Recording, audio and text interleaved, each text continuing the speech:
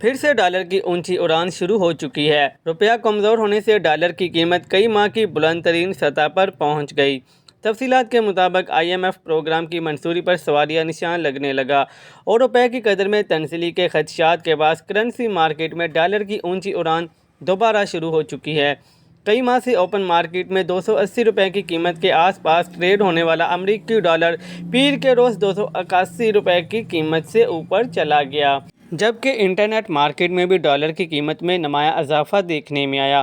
کاروبار کے اختتام پر ڈالر کے انٹر بینک ریٹ 14 پیسے کے اضافے سے 278 روپے 70 پیسے کی بلند سطح پر پہنچ گیا۔ اس طرح اوپن کرنسی مارکیٹ میں بھی ڈالر کی قدر 17 پیسے کے اضافے سے 281 روپے 3 پیسے کی سطح پر بلند ہوئی۔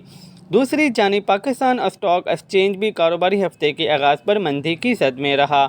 کاروبار کے اختتام پر پاکستان اسٹاک ایکسچینج کا 100 انڈیکس 282.72 پوائنٹس کی کمی سے 78,615 پوائنٹس کی بلند ترین سطح پر آ گیا۔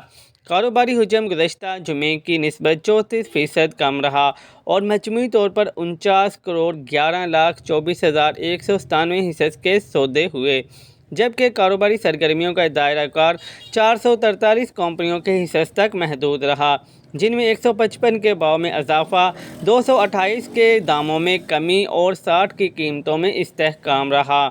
مندی کے سبب 51.46% حصص کی قیمتیں گر گئیں، جبکہ سرمایہ کاروں کے 23,79,09,735 روپے ڈوب گئے۔